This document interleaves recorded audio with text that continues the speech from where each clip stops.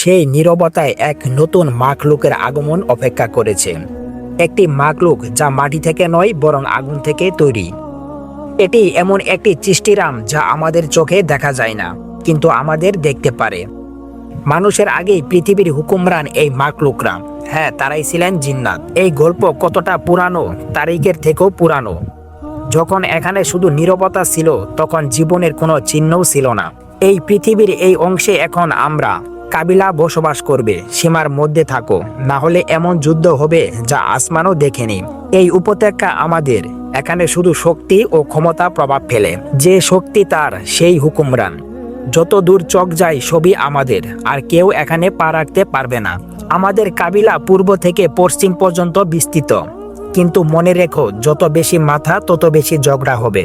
এই জমি আমার, এখানে আমার ছাড়া কেউ মাথা উঁচু করতে পারবে না। প্রস্তুত হও, যে জমি ইবাদতের জন্য তৈরি হয়েছিল তা কবরস্থান হয়ে গেছে। তারা তাদের রবকে ভুলে গেছে। কখনো কি একা বসে ভেবেছ এই কায়ানাতের বয়স কত? আমরা মানুষ, আমিও, তুমিও এবং আমাদের পূর্বপুরুষরা।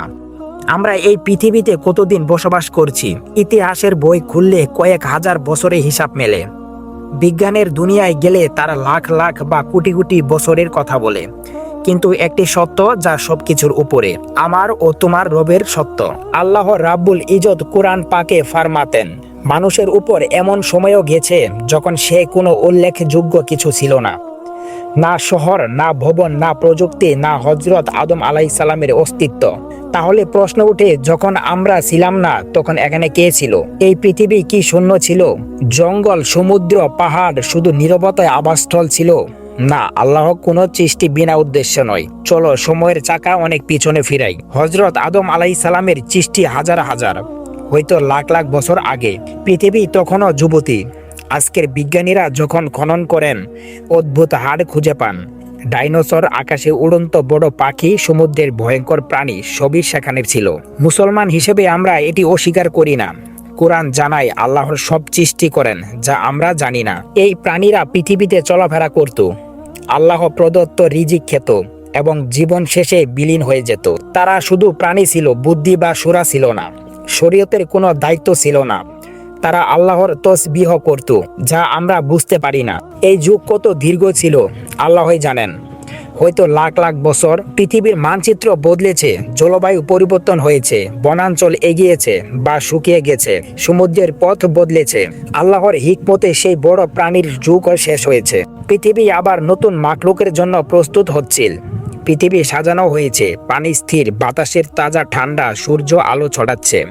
কিন্তু তখন সেখানে এমন কোনো মাখলুক ছিল না যা আল্লাহর ইবাদত স্বাধীন ইচ্ছাই করতে পারত। আদম আলাইহিস সালামের মাটি এখনো প্রস্তুত হয়নি, ফেরেশতাদের খলিফা বানানোর ঘোষণা দেওয়া হয়নি। তবে আল্লাহর জ্ঞানে সবকিছুই ছিল। আমাদের প্রিয় নবী হযরত মুহাম্মদ সাল্লাল্লাহু আলাইহি সাল্লাম এবং সাহাবাদের আলোকের মাধ্যমে জানা যায়, আদম আলাইহিস সালামের আগেই জিন্নাতকে পৃথিবীতে বসানো হয়েছে। কম মানুষই এই যুগে জানেন, জিন্নাতের শহর, তাদের জাতি, রাজা এবং যুদ্ধ ছিল। আল্লাহ তাদের বিশেষ পরীক্ষার জন্য বেছে নিয়েছিলেন।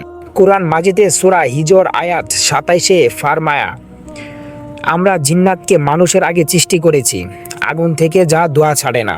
মনে রাখো, মানুষ মাটি থেকে, ফেরেশতা আলো থেকে, জিন্নাত আগুন থেকে। আগুনের প্রকৃতি অত্যন্ত তীব্র এবং উত্তপ্ত। এই আগুনের মধ্যে জিন্নাতের প্রকৃতিতে তেজ, ক্রোধ ও দ্রুত প্রতিক্রিয়াশীলতা নিহিত। ফেরেশতাদের সৃষ্টিতে কোনো পাপ করার ক্ষমতা নেই, তারা শুধু আল্লাহর আদেশ মানে। তারা শুধু স্বাভাবিক ইনস্টিংক্ট চলেন। কিন্তু জিন্নাতকে ইচ্ছা শক্তি দেওয়া হয়েছে। তারা চাইলে আল্লাহর কৃতজ্ঞতা প্রকাশ করতে পারে, চাইলে বিদ্রোহ করতে পারে। রেওয়াদের অনুযায়ী ইব্রাহিম সেই সময়ের একজন জিন্নাত। প্রথমে আল্লাহর ইবাদত নিবেদিত ফেরেশতাদের সঙ্গে, কিন্তু হযরত আদম আলাইহিস সালামের সামনে সেই অহংকার দেখায়, সিজদা অস্বীকার করে। পরিণামে যা হয় শয়তান। পৃথিবীতে এক ভয়ঙ্কর যুদ্ধ হয়। বিদ্রোহী জিন্নাতদের আল্লাহর নুরানি ফেরেশতা পরাস্ত করে। যারা বেঁচে যায় তারা তৃপ্ত, জঙ্গল ও পাহাড়ের পালায়। পৃথিবী পুনরায় শান্ত হয়। আল্লাহ ফেরেশতাদের বলেন, আমি পৃথিবীতে একজন খলিফা সৃষ্টি করব। ফেরেশতারা প্রশ্ন করে, এই মানুষ কি ফসাদ ছড়াবে, রক্তপাত করবে?